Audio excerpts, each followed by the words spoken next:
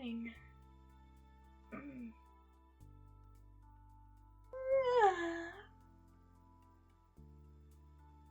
It's a change for you to be watching me sleep. Huh? What about my face? Cute?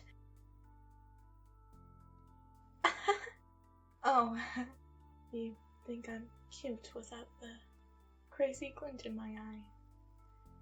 Well, you said I'm cute, so I'll take it. Anyway, what time is it, love? That early? Good. I can sleep in some more. Generator's running, so I'm just gonna take my blanket off. It's so cute how flustered you were after I said I wanted to sleep next to you. Then you made me separate us under these blankets. I didn't exactly have this in mind, but I'm happy we could find a compromise.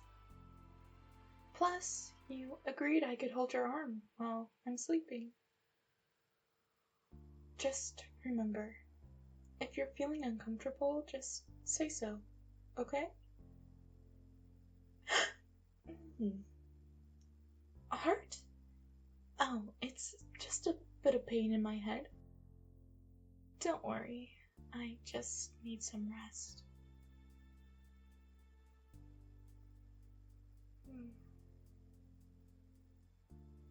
It's always so warm when you hug me. And your heartbeats are so saccharine.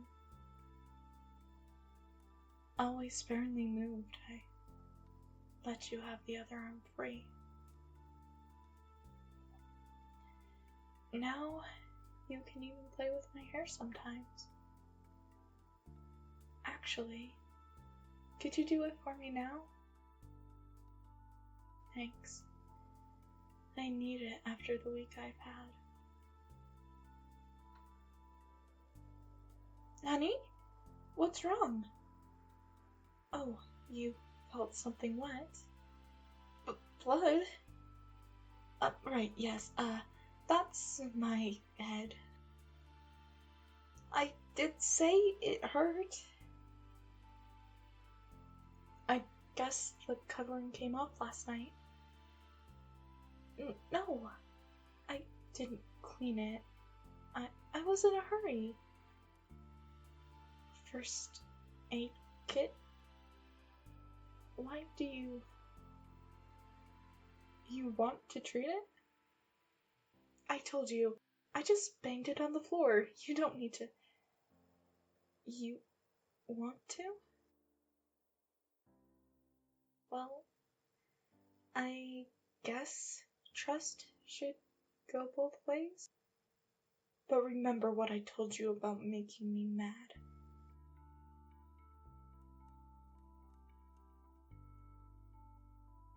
Can I tell you something? I don't know if you just act nice, so I let my guard down, or if you really do care, or even if you have Stockholm Syndrome.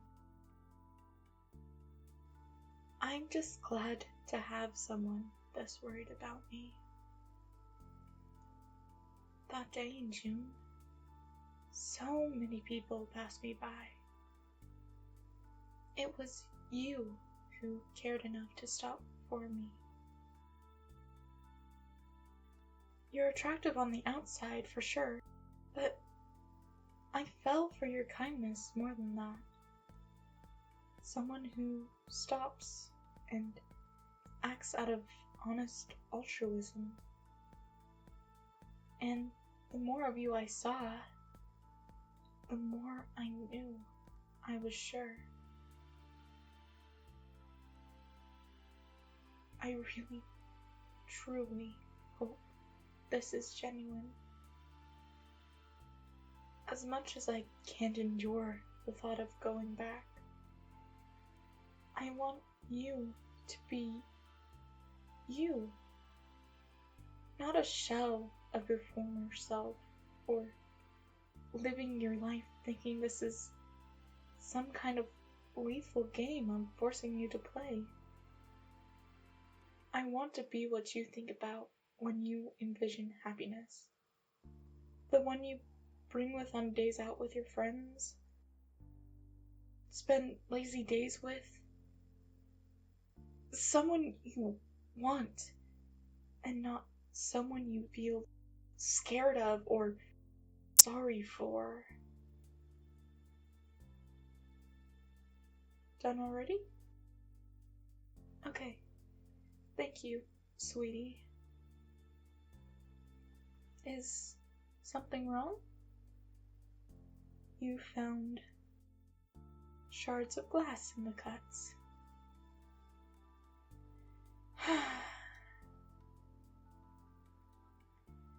I suppose it's bound to come out at some point.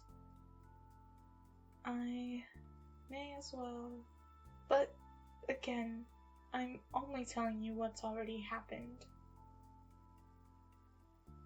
It was my sister.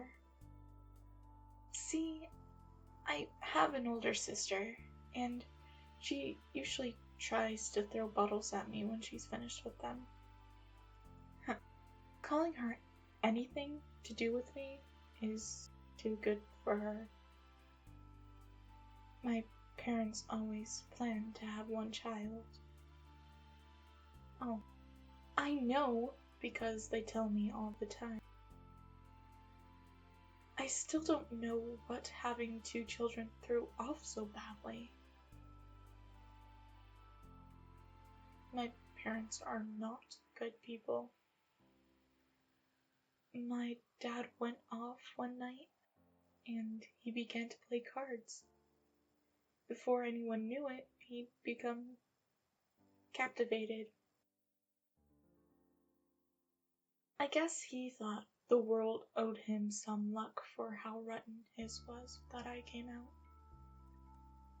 He'd spent days at a time doing God knows what. Wound up joining some cult. Just give him a few chips at the table, and now he's under their spell. My mother is just as bad. I don't know how long, but she was never loyal when I knew her. She tried to hide it before, but when Dad was out so much of the time, she stopped trying to pretend. Every other week, a new man walked into the house. They were all the same. Had money, no looks, were desperate enough that they'd go along with her just for the fixes they needed. She wound up chasing any loser willing to open their bank accounts for what little pleasure and needles she could offer. My parents are pretty stupid. Worst they've done to me that wasn't neglect was my head last night. I didn't scuttle away like usual. I even gave my mom a black eye and Dad a fat lip. But my sister, she's the worst. She's clever. Years being raised to see me as her plaything. The golden child and the little family wrecker. Oh, no, thank God. With my mother being the narcissist she is, and my sister loving the attention, none of the guys ever went near me. Plus, they were very vocal about themselves, so I knew when to hide away. They never touched me. As far as they knew, there really was only one child. And I think all three of them wanted to believe that too. She never cooked for me past 7, I think. Most of my food was stolen from under their noses, or what I learned to cook with the scraps I find. It was like I was a bad memory, and my entire family were running around trying to forget.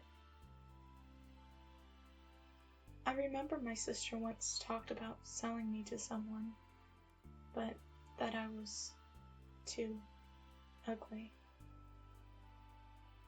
That's about the only reason I still have that. Nobody's tried to. I don't want to think about that or what acts they get up to, but I wasn't involved at all. Let's stick to that.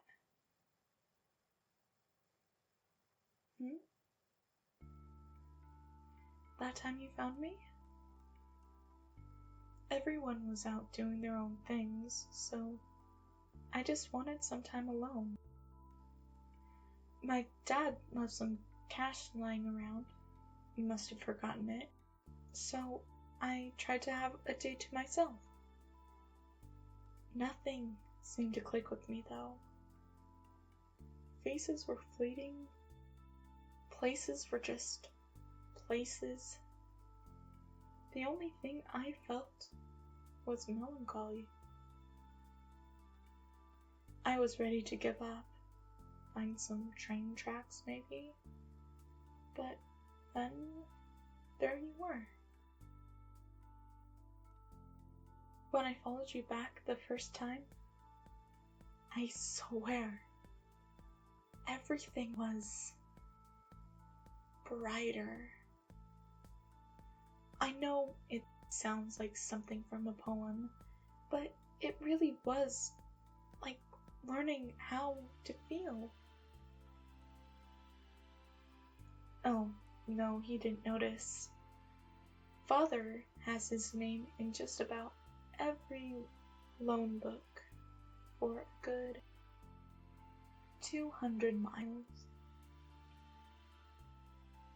He probably saw it missing and assumed some collector from his church took it. That's how I got this cabin, you know? A wad every week or so squirreled away into a safe place. Then I bought the deed to the land from some old couple. I think they were leaving the country for the whole island retirement, so it was cheap enough.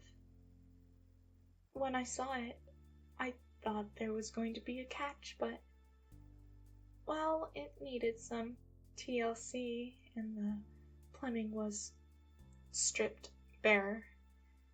It's spacious and pretty modern. Guess I was just lucky. My family didn't notice. As long as it meant I wasn't around as much, they would be all for it with no questions. Things were looking up. I had my own peaceful sanctum, managed to make a modest home minus utilities, and got a fairly generous boon to my confidence. All of this stalking and climbing your house practically forced me to get in shape. I've even had to make myself look ugly around them so my sister doesn't get jealous. She'd gotten drunk and tried sticking needles into my face once. She's really that bad. That's where most of the cuts and bruises you've seen have come from. I only cut to make sure they sealed up and don't leave marks. That's all. Life was tolerable since then.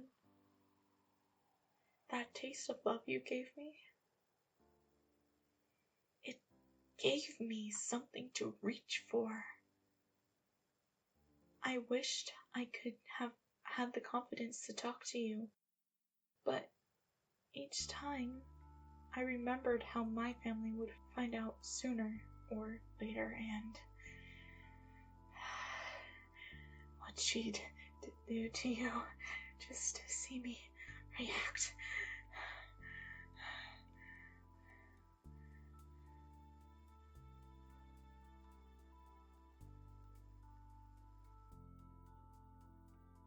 But that's all in the past.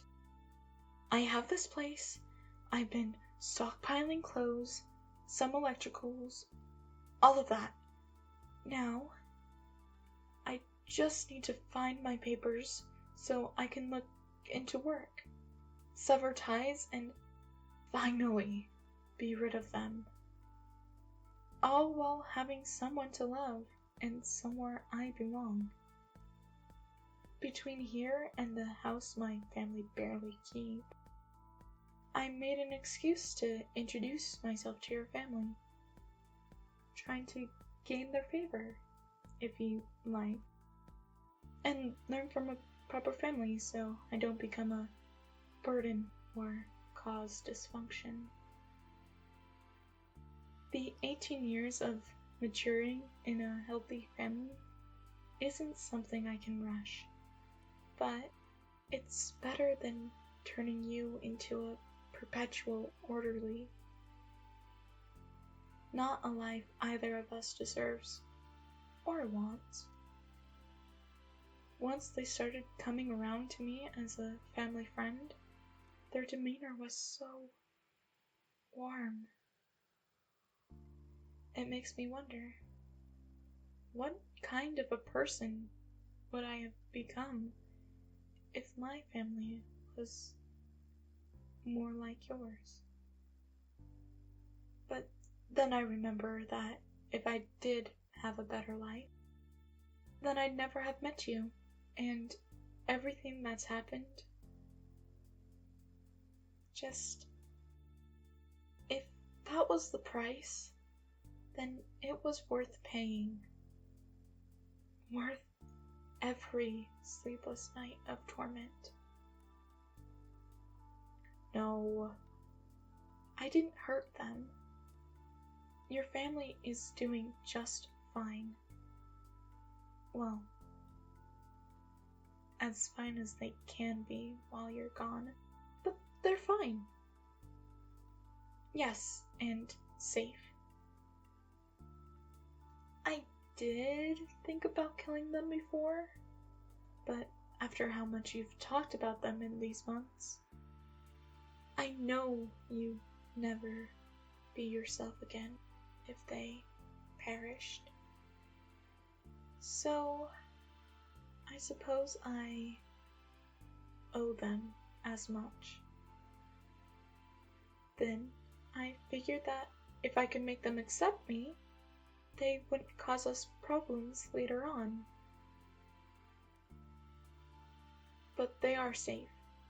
I can promise you that. They even let me sleep in the guest room every now and then. When you and I argue mostly, which hasn't happened much recently. I'm sure if we walked in together, they'd have open arms. And I may have wandered into your room a few times. It still smells like you. Also, a lot easier than keeping your old pillowcases in my bag.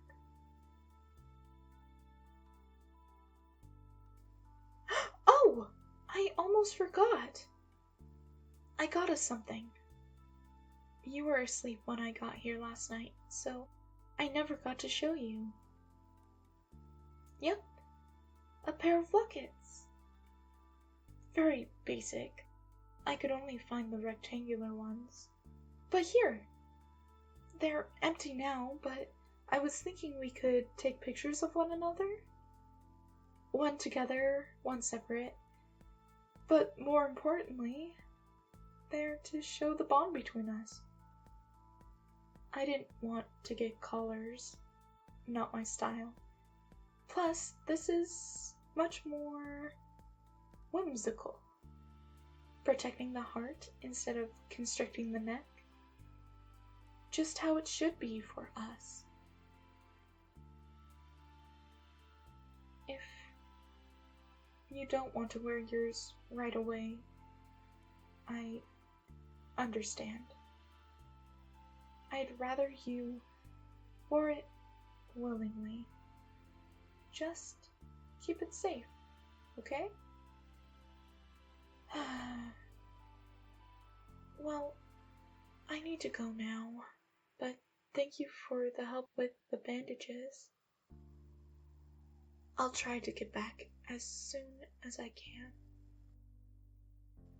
Yes, I have to go back again, or else they'll get suspicious. They aren't smart, but they do know that I have to be there sometimes. I don't want to go either, but I'm running low on funds. I promise I won't spend a second more than I have to. Just in and out. Then I'll be going. Just one thing before I go? For luck?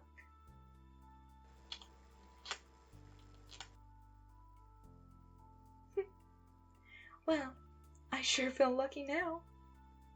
See you soon.